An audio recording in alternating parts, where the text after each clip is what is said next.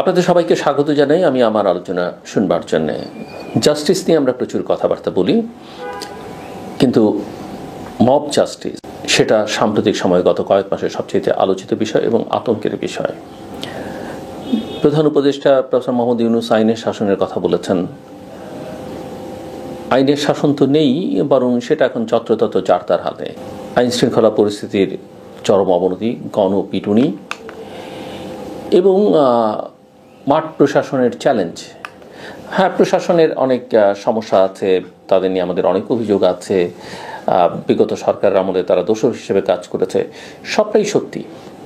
কিন্তু প্রশাসন ছাড়া তো একটা রাষ্ট্র সরকার চলে না, সেটা আমাদের মাথায় রাখতে হবে।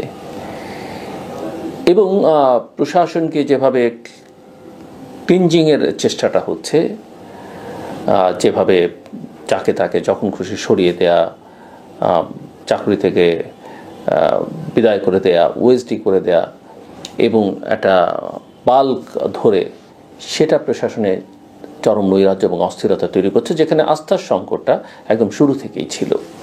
সো আমি মনে করি এই বিষয়গুলো একটা বড় চ্যালেঞ্জ হয়ে দাঁড়িয়েছে সবার জন্য, প্রশাসনের জন্য, সরকারের জন্য এবং জনগণের জন্য। বাংলাদেশে গণপিটুনি এবং সহিংসতার ঘটনা বেশ উদ্বেগজনক হারে বেড়েছে, সেটা আমরা সবাই জানি এবং দেখছি। বিশেষত অন্তর্বর্তী সরকারের 7 মাসে 114টি ঘটনায় 119 জন নিহত এবং 74 জন আহত হয়েছেন। বিভিন্ন সংবাদ মাধ্যম সূত্রে সেটা আমরা জেনেছি। মানবাধিকার সংস্থা human rights support society HRSS এর তথ্য অনুযায়ী গত 10 বছরের গণপিটুনির কারণে 792 জনের মৃত্যু হয়েছে এবং 765 জন আহত হয়েছেন। গণপিটুনি মূলত ডাকাতি, ছিনতাই বা চুরির অভিযোগে ঘটে থাকলেও সাম্প্রতিক সময়ে, অর্থাৎ বিশেষ করে 5ই আগস্টের পরে, রাজনৈতিক উত্তেজনা, ধর্মীয় অবমাননা এবং ছেলেধরা সন্দেহের মতো বিষয়েও একই ধরনের সহিংসতার ঘটনা ঘটেছে। 2015 এবং 2016 সালে গণপিটুনিতে সবচেয়ে বেশি মৃত্যুর ঘটনা ঘটলেও গত বছর এ ধরনের ঘটনার সংখ্যা উল্লেখযোগ্যভাবে বেড়ে যায়। শুধু জানুয়ারি এবং ফেব্রুয়ারি মাসেই দেশে 30টি গণপিটুনির ঘটনায় 19 জন নিহত হন। সংখ্যাটা নিঃসন্দেহে উদ্বেগের এবং তাৎপর্যপূর্ণ। এখন প্রশ্ন হচ্ছে যে গণপিটুনির কারণ কি এবং আইনের কি দুর্বলতা এখানে লক্ষ্য করা যায়। কোনো বিশ্লেষক মনে করেন যে গণপিটুনির পেছনে কয়েকটি মূল কারণ রয়েছে। একটি হচ্ছে আইন শৃঙ্খলা পরিস্থিতির অবনতি, বিশেষত অন্তর্বর্তী সরকার অর্থাৎ প্রফেসর মোহাম্মদ ইউনূসের নেতৃত্বাধীন সরকার দায়িত্ব নেওয়ার পর দলবদ্ধভাবে হামলার ঘটনা বেড়েছে, যা মব নামে পরিচিত। জনগণের হতাশা এবং প্রতিশোধ প্রবণতা, অপরাধীদের শাস্তি না হওয়ায় মানুষ নিজেরাই বিচার করবার চেষ্টা করছে। অবস্থা যেখানে বদল হওয়ার কথা ছিল সেটা না হয়ে বরং অনেক ক্ষেত্রে উল্টো হচ্ছে। আইন শৃঙ্খলা বাহিনীর অকার্যকারিতা, পুলিশ এবং অন্যান্য বাহিনীর পুরোপুরি কার্যকর ভূমিকা রাখতে পারছে না, ফলে অপরাধীদের ধরে জনগণের হাতে তুলে দেওয়া হচ্ছে এবং অনেক সময় আমরা লক্ষ্য করেছি যে পুলিশ সেগুলো চেয়ে চেয়ে দেখে। অপরাধ প্রবণতা বৃদ্ধি, অর্থাৎ চুরি, ডাকাতি, ছিনতাই বেড়ে যাওয়ায় সাধারণ মানুষ সন্দেহভাজনদের ধরে গণপিটুনি দিচ্ছে। জনসচেতনতার একটা বড় অভাব লক্ষণীয়। অনেক ক্ষেত্রে উদ্দেশ্যমূলকভাবে গুজব ছড়িয়ে নিরীহ মানুষকেও গণপিটুনি শিকার করা হচ্ছে এবং এটা করা হচ্ছে যে যার স্বার্থে করছেন। আইনগত ব্যবস্থা নিতে আমরা দেখছি না। গণপিটুনিতে জড়িতদের বিরুদ্ধে যেমন কোনো ব্যক্তির শাস্তির ব্যবস্থা হয়নি, ফলে এই সহিংসতাটা অব্যাহত রয়েছে।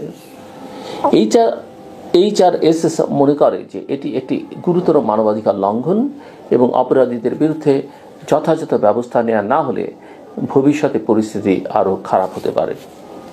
ওই মানবাধিকার সংস্থাটি বলছে যে আইন শৃঙ্খলা বাহিনীকে কার্যকর ভূমিকা রাখতে হবে যাতে জনগণ আইন নিজের হাতে তুলে না নেয়। কিন্তু অনেক সময় লক্ষ্য করি যে এই বিষয়ে সরকারের দায়িত্বে থাকা কারো উৎসাহব্যঞ্জক কথাবার্তা আমরা তাদের কাছ থেকে শুনি বা এটাকে নিবৃত্ত করবার প্রয়াসটা তাদের মধ্যে আমরা দেখি না। আমি যেটা শুরুতে বলছিলাম যে মাঠ প্রশাসনে এক ধরনের অস্থিরতা এবং আমরা লক্ষ্য করছি। শুধু অস্থিরতার কথাই বলছি কেন, মাঠ প্রশাসনে আমরা একটা রাজনৈতিক চাপও লক্ষ্য করছি। প্রশাসনের শীর্ষ পর্যায়ে রদবদল এবং ওএসডি অর্থাৎ বিশেষ ভারপ্রাপ্ত কর্মকর্তা, যাকে আমরা ইংরেজিতে সংক্ষেপে ওএসডি বলি, নীতির কারণে বাংলাদেশ সচিবালয় এবং মাঠ প্রশাসনে ব্যাপক অস্থিরতা বিরাজ করছে। এমনকি পুলিশ প্রশাসনও সেটা আমরা লক্ষ্য করছি। মাঠ পর্যায়ের কর্মকর্তা কর্মচারীরা নানা রকম রাজনৈতিক এবং প্রশাসনিক চাপে রয়েছেন। সবচেয়ে বড় চাপটা হচ্ছে তাদের মানসিক চাপ, এবং এই মানসিক চাপ দূর না করা গেলে সমস্যার সমাধান কিন্তু হবে না।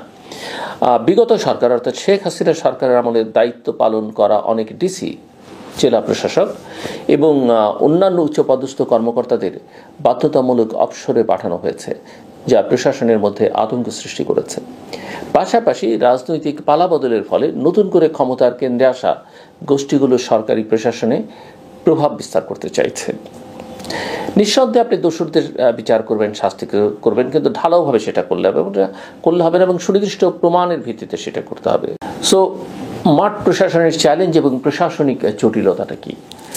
মাঠ প্রশাসনের কর্মকর্তারা যেটা বলছেন যে সেটা হচ্ছে তারা প্রতিনিয়ত রাজনৈতিক চাপের মুখে পড়ছেন। বিভিন্ন রাজনৈতিক দলের অনুসারীরা বিভিন্ন দাবি নিয়ে সরকারি দপ্তরে ছুটছেন এবং নিজেদের সমন্বয়ক পরিচয়ের চাপ প্রয়োগ করছেন। আমি নিজেও এমন অনেক সমন্বয়ক ঢাকার বাইরে গিয়ে পেয়েছি। নানানজন অভিযোগ করেছেন যে বিগত আন্দোলনে আসলে তারা কোনো ভূমিকাই ছিলেন না, এমনকি সমন্বয়ক হিসেবে ছিলেন না। হঠাৎ করে 5 তারিখের পরে 5ই আগস্টের পরে তার সমন্বয়ক হয়ে গেছেন।